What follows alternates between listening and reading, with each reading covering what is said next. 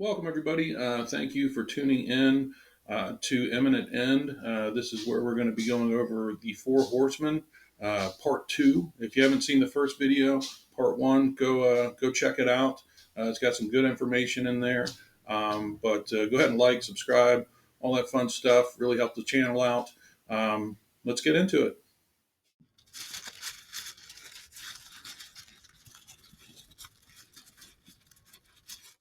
So after everything we just went through, seeing the dragon, Virgo, all of that, lining it up with things that have recently happened in the past few years. Um, could the Four Horsemen represent something else, like in the stars? Could they be constellations? Um, yeah, let's find out. Stick with me till the fourth one because the fourth horseman really pulls it all together.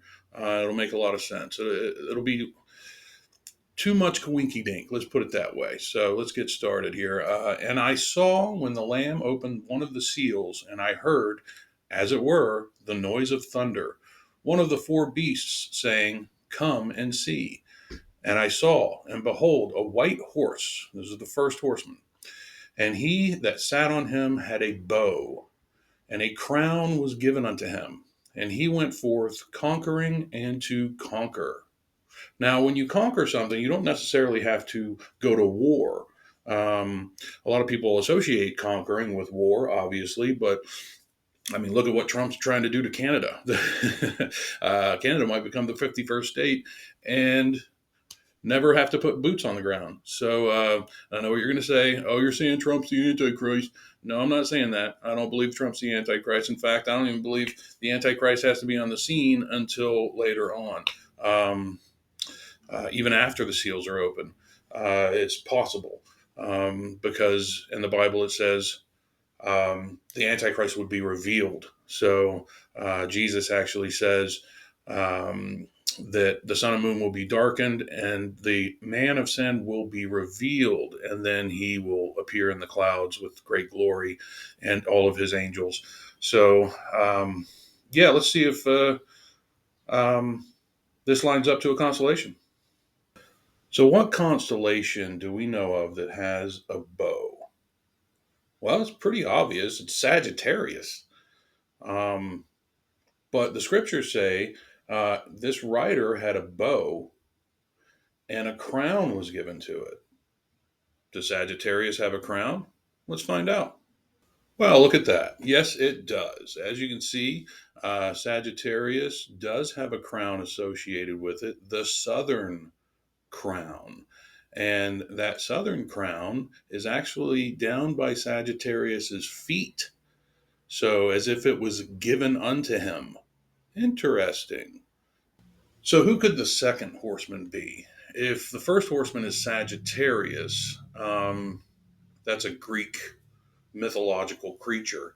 Um, who could the second horseman be? Well, let's take a look at it in Revelation. Let's take a look at the second horseman. And when he had opened the second seal, I heard the second beast say, "Come and see." And there went out another horse, and that was red. And power was given to him that sat thereon to take peace from the earth, and that they should kill one another. And there was given unto him a great sword. Now, depending on the version that you're reading, it could say brother against brother. It could say, I think in that version it talks about the beasts of the field, people being killed by the beasts of the field. But who do we know?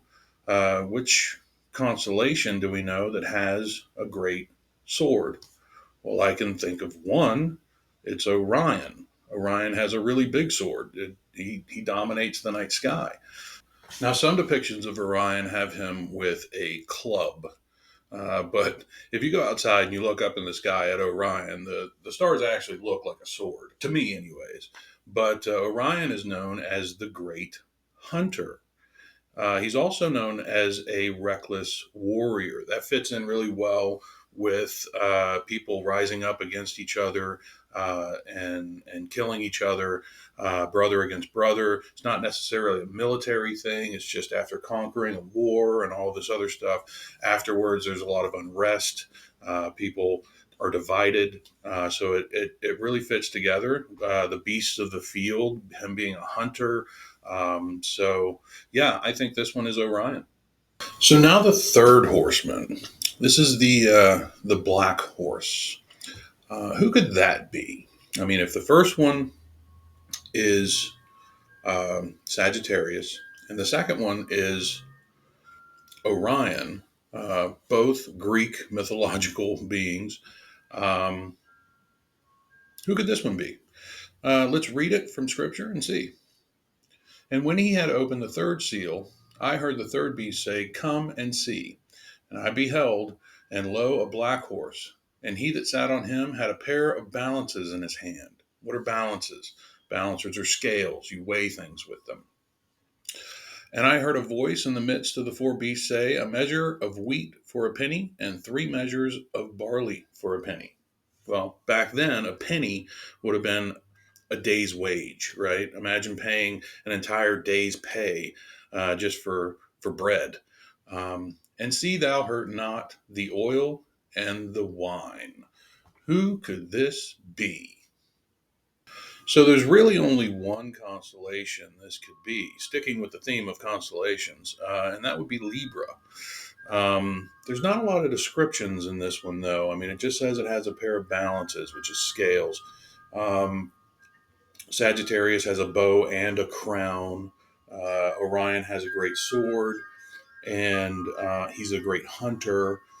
Um, but this one, it's pretty simplistic. So the only one that could be, if they were constellations, is Libra. So before we get to the fourth horseman, which I believe to be the more compelling of the four, I wanted to address the colors of the horses and the horses themselves. If these really are constellations, why did John put them onto the back of horses? Well, I believe that it's because horses, back in John's day, when he was writing Revelation, um, they represented travel, they represented movement. If you wanted to get from one place to another place effectively and quickly, you would go by horseback, just like cars today. Um, and that's been the case since the 1800s when cars were invented. It's been horseback. So I think these constellations, either something's going to be moving through these constellations, or as I believe, because these constellations, if they are constellations, are sitting on the back of these horses, the constellations themselves are moving through the sky. And I believe that's what it represents. And I asked AI actually about the progression of these constellations through the sky, and AI was actually uh, said it was AI said it was fascinating, associating the these constellations with the four horsemen, and we'll get into that a little bit later on. But what about the colors? I honestly I don't know, because if you associate, you go to Google and you ask what color is Sagittarius, it'll tell you it's purple. Um, and if you go and ask what color Libra is, it's like pink and blue, you know. So I really am not sure about the colors. Maybe somebody else out there can figure that one out, that it has a little more brain power than I do, but or knows more about astronomy and the stars and all that stuff. But I did find it fascinating that when you associate a color with Orion, it actually is red and orange. And the second horseman, if it is Orion, is the red horse. So I found that very interesting. But I believe that the horses represent movement, and I believe that the colors could be anything, really. It could represent the color of the constellation. It could represent, I mean, Sagittarius is depicted as half man, half horse, and the horse part of him is white. So I really don't know, but maybe somebody out there can figure that one out with the colors. But also, I did notice that if you associate black with Libra, it is unlucky, and black is it basically means misfortune or being unlucky. So I found that interesting too. So here we go. The fourth horseman. Who could this be? Well, let's read it and see if there's any clues. And when he had opened the fourth seal, I heard the voice of the fourth beast say, "Come and see."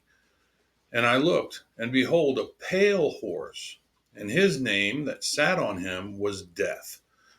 And hell followed him, and power was given unto him over the fourth part of the earth to kill with the sword, and with hunger, and with death, and with the beasts of the earth. Now, I know what you're saying. That's not a constellation. Death is not a constellation. What are you talking about? And it's followed by hell, but actually not followed by hell, because this version is saying hell. But if you read the different versions, it actually says Hades. That death sits on this horse, and Hades follows after it. So there's a clue there of who this rider is. And I think we need to go to another portion of the Bible, because there is a mention of the bottomless pit, which is Hades. Hades is the bottomless pit. So let's go look at this other verse in the Bible that talks about the bottomless pit, Hades. So here we are, Revelation 9, where they're sounding the trumpets. And it says, "And the fifth angel sounded, and I saw a star fall from heaven unto the earth. And to him was given the key to the bottomless pit. And he opened the bottomless pit, and there rose smoke out of the pit, as the smoke of a great furnace. And the sun and the air were darkened by reason of the smoke of the pit. And there came out of the smoke locusts upon the earth, and unto them was given power, as the scorpions of the earth have power." Now, you can go ahead and read the rest of this. I want to get to the meat and potatoes of this, so we're going to move on to the next slide. All right, so here we are. Now, you have verse 8, verse 9, verse 10. It's just describing the locusts and their breastplates and what they look like and their teeth. But if you go to 11, um, the description of this angel of the bottomless pit, and it says, "And they had a king over them, which is the angel of the bottomless pit, whose name in Hebrew tongue is Abaddon, but in the Greek tongue hath his name Apollyon." Who's Apollyon? It's Apollo. Interesting. So let's go back to the fourth horseman and see if we can't figure out who this is. So now that we know that the angel of the bottomless pit, Hades, is Apollo, can we associate a constellation with Hades, Apollo? Let's find out. Well, looky that. You've got Corvus, the crow, and Crater, the cup, both associated with Apollo. That's interesting. Well, who is Corvus, and what is the cup? What is this story? I know that Corvus, save you the time, just means crow in Greek. Um, but let's look into their story. So, what is the story of this Corvus? Well, let's read it. Here it is. We're just going to read the highlighted portions. Um, Apollo sent Corvus to fetch a cup of water. Corvus set out immediately to complete this task, but along the way he noticed a fig tree. That's very important, a fig tree, laden with juicy figs. However, these figs were not quite ripe. That's very important as well. I'm going to get into something a little bit here, but Corvus could not pass these lovely juicy figs by and leave them for someone else to devour. So he decided to wait until they were ripened.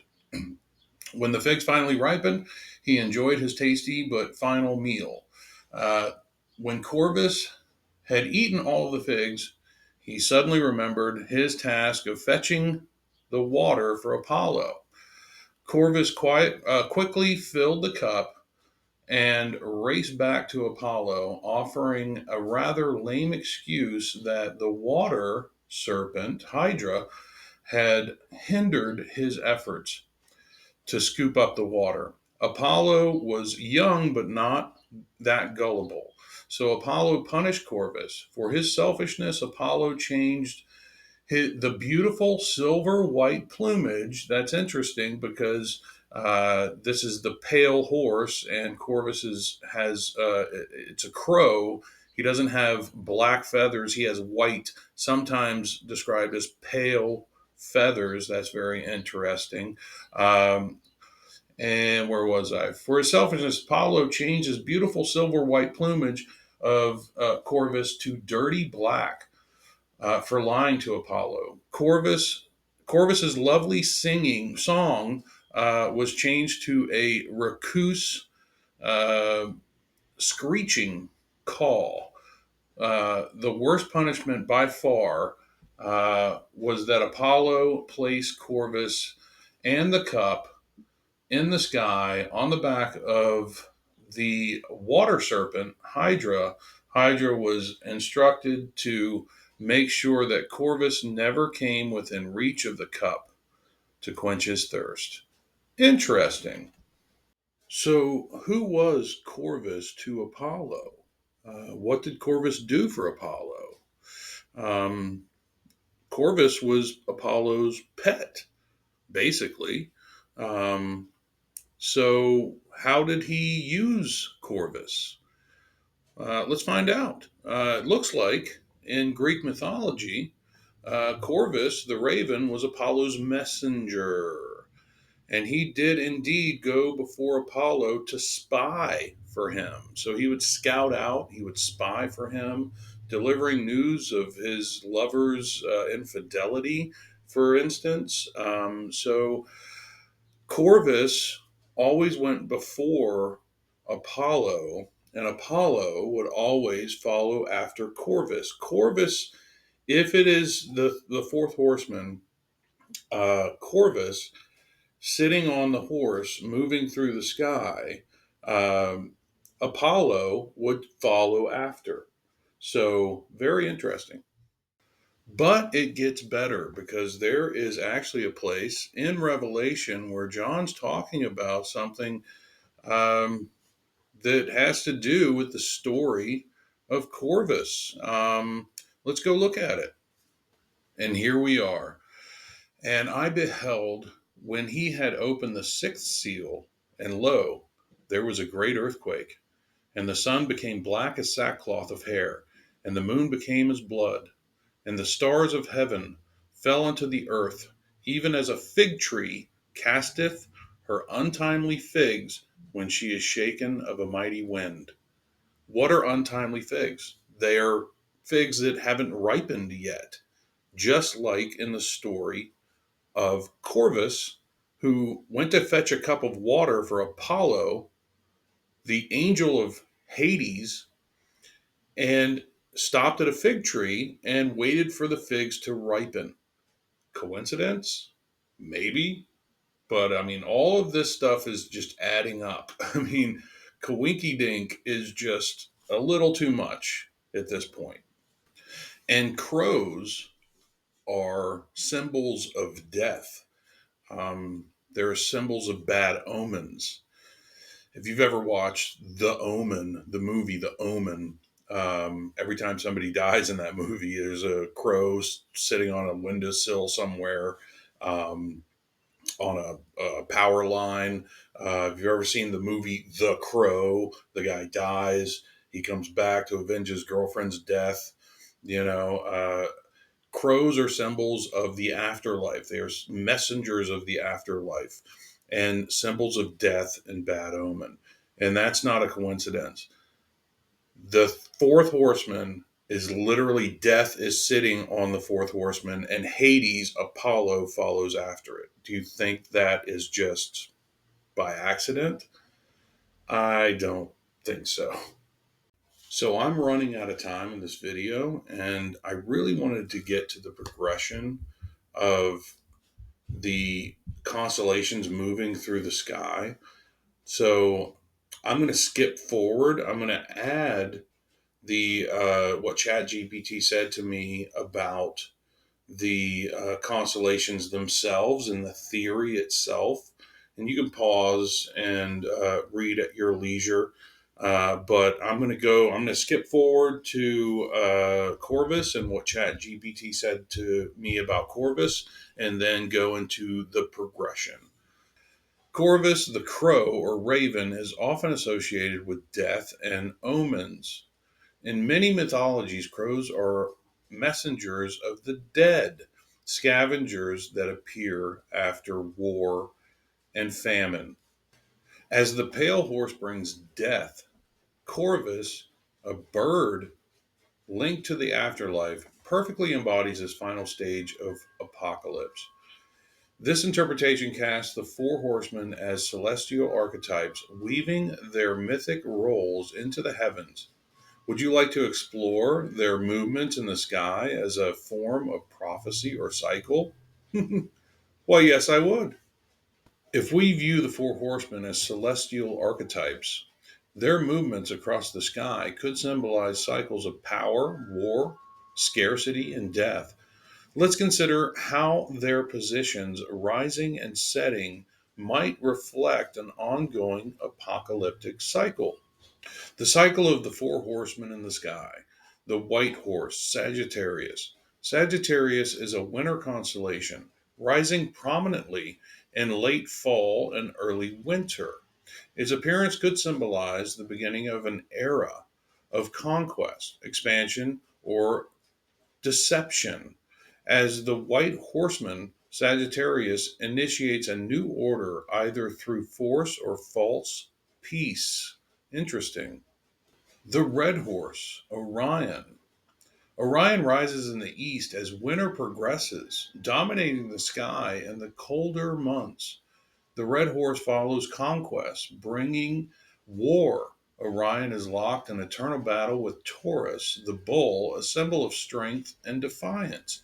This can reflect the inevitability of resistance and prolonged conflict following conquest. Orion's setting in the west as spring approaches could symbolize the decline of war, leading to famine and instability. The black horse, Libra. Libra is visible in the summer sky, balancing the midpoint of the apocalyptic cycle. Its presence after Orion's decline mirrors the economic and resource struggles that often follow war. Libra, the scales, connects directly to Revelation's description of food being weighed and rationed, symbolizing a time of extreme hardship. Its position between Virgo, harvest, and Scorpius, death, suggests a fragile balance. The pale horse, Corvus. Corvus, the crow or raven, is a spring constellation visible after Libra fades. Crows are often seen as omens of death, linking them directly to the final horseman. Position near Virgo, associated with the mother and rebirth, Corvus marks both an end and potential renewal. And it makes for a celestial apocalypse as an endless cycle. Each horseman follows the next in the seasonal progression of the stars, mirroring historical patterns of rise, conflict, hardship, and collapse.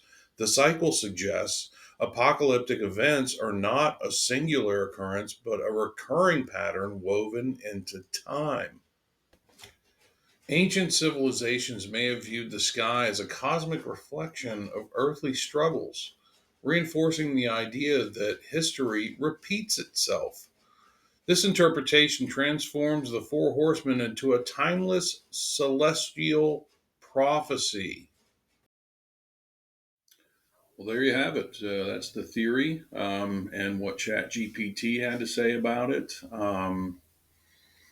You can take it with a grain of salt. Um, Let me know what you thought about it. Leave me your thoughts and all of that down below. But I mean, based on everything that's going on in the world today, I think we're really, really close. Really close. The stage is being set.